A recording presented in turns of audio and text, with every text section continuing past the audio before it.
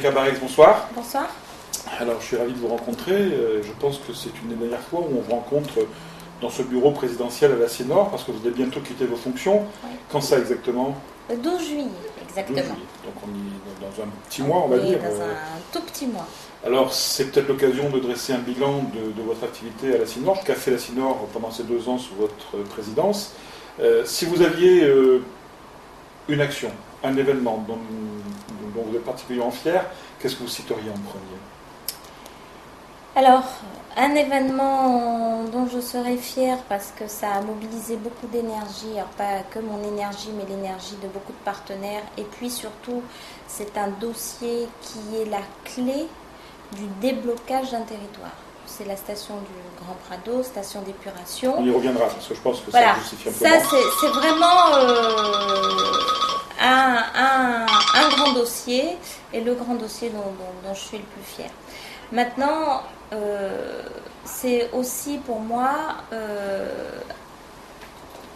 un bilan dont je suis globalement fière. Pourquoi? Parce que la gouvernance de la Sénor, ce n'est pas quelque chose de très facile. Une intercommunalité, on est ensemble sur des projets, toutes tendances politiques confondues.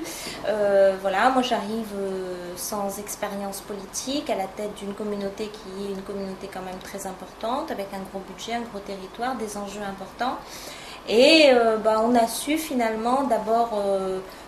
pas imposer, mais dire notre méthode de travail et faire notre méthode de travail, d'une part. D'autre part, on a su aussi écrire ensemble un programme pluriannuel d'investissement. C'est-à-dire que les 3 maires autour de la table, avec des programmations que je leur ai proposées, se sont mis d'accord, un programme jusqu'en 2014, où nous savons exactement ce que nous allons faire, avec quel argent, et ça c'est programmé.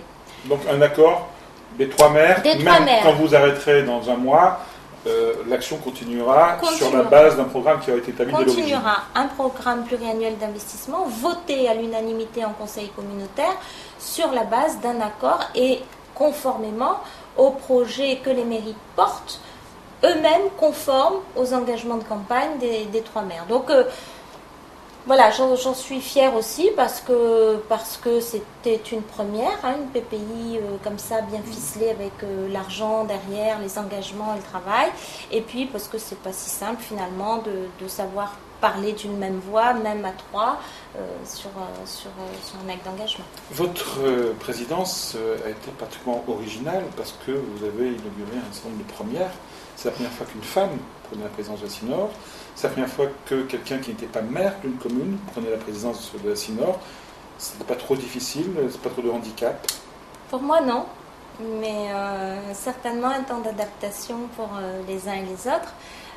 On arrive sans la légitimité du maire qui vient parler au nom de sa commune en tant que maire. Et finalement, quelle que soit la personne, c'est pas parce que je l'ai fait, mais finalement, c'est une gouvernance qui peut être intéressante. Parce que on ne défend pas les intérêts d'une commune, mais on est vraiment en posture de défendre l'intérêt de la communauté d'agglo, ce qui est complètement différent, parce qu'on doit avoir une approche équitable, on doit avoir une vision équilibrée du territoire, et on doit savoir justement rétablir des équilibres là où il n'y en a pas, tout en respectant le poids des uns et des autres, et bien sûr le poids financier des usagers, mais en gardant une dose de solidarité. Donc finalement, le fait de ne pas être maire, et c'est valable pour beaucoup de collectivités, je pense à la région ou je pense au conseil général, ça n'est pas plus mal que le maire soit sur sa commune, que des élus d'une commune puissent être porte-parole sur un niveau plus important, parce que ça permet de détacher, de prendre la globalité des choses. Est-ce que vous êtes en train de passer un message à votre successeur?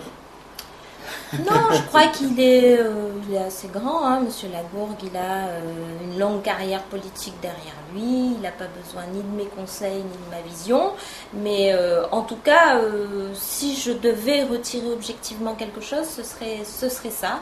Le fait d'être une femme en plus, c'est un long débat, la femme en politique, mais malgré tout, il faut qu'on soit très honnête sur la question.